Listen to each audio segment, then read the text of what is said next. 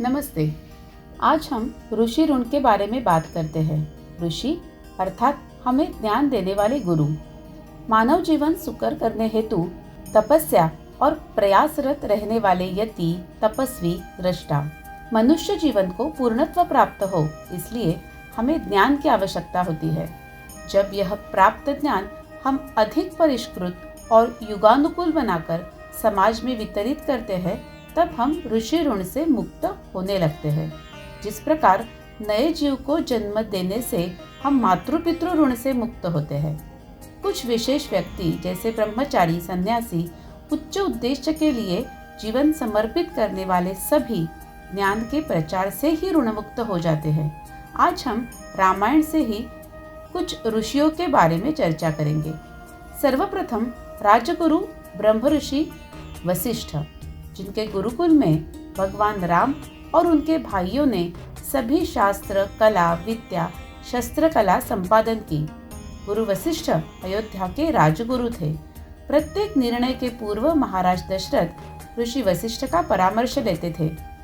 पुत्र प्राप्ति के लिए महाराज दशरथ का पुत्र कामेष्टि यज्ञ से लेकर सीता परित्याग के बाद भगवान राम जब अश्वमेध यज्ञ करते हैं, तब सीता देवी की मूर्ति रखने तक प्रत्येक निर्णय में राजगुरु का विमर्श महत्वपूर्ण होता था।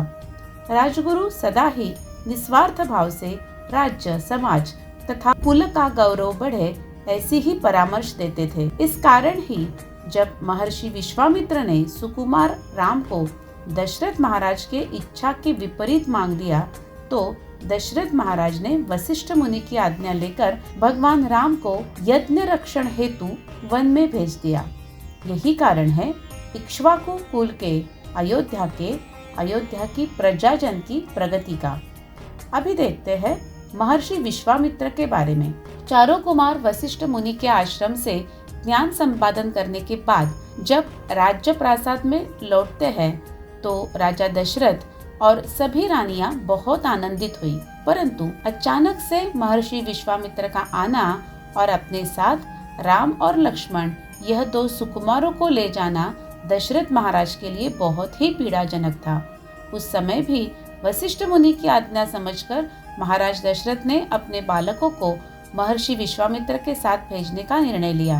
अभ्यास पूर्ण होने के बाद जैसे व्यवहारिक ज्ञान प्राप्त करने के लिए इंटर्नशिप की जाती है, उसी प्रकार प्रभु रामचंद्र विश्वामित्र मुनि के साथ निकले। मुख्य उद्देश्य तो यज्ञ रक्षण अर्थात संस्कृति रक्षण अर्थात गुरु ब्राह्मणों की सेवा यह था। परंतु जाते जाते अखंड ज्ञान यज्ञ चल रहा था।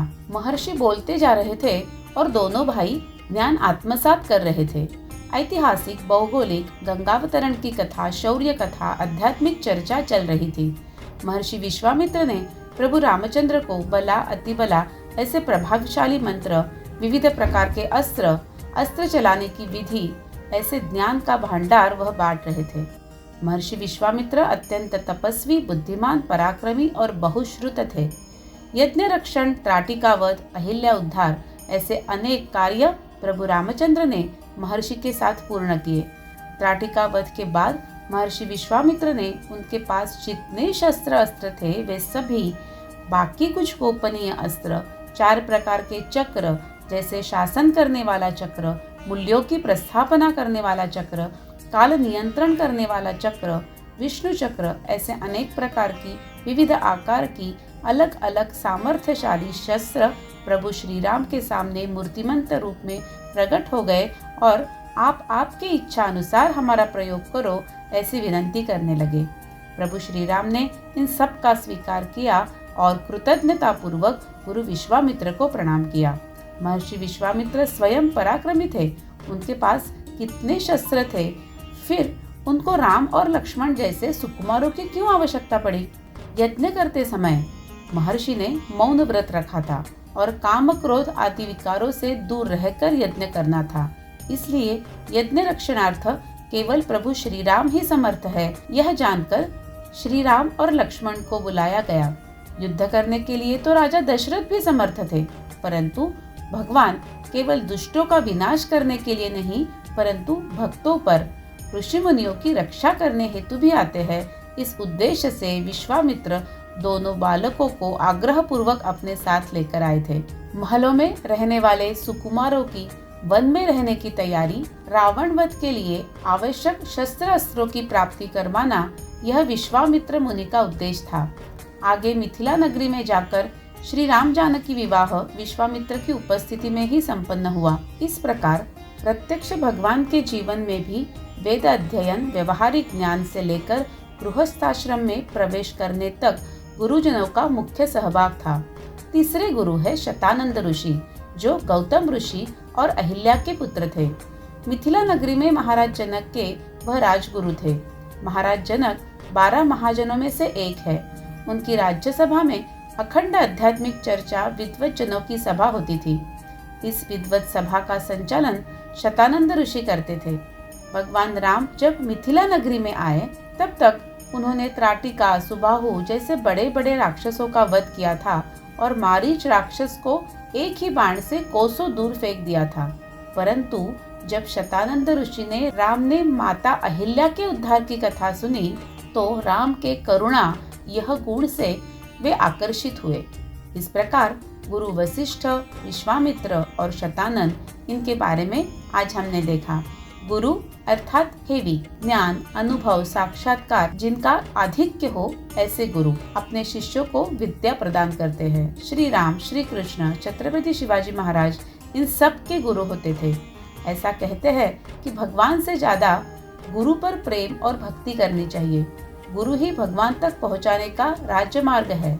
उस मार्ग में आने वाले पत्थरों को दूर करने का कार्य गुरु ही करते हैं।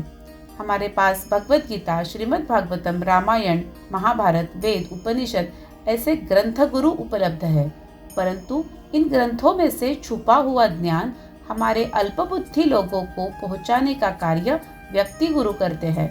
प्रयाग का त्रिवेणी संगम हमने देखा, जहाँ गंगा, यमुना और सरस्वती एक साथ आती है। गंगा और यमुना नदी हम हमारी आंखों से पहचान सकते हैं, परंतु वहाँ की सरस्वती नदी गुप्त है।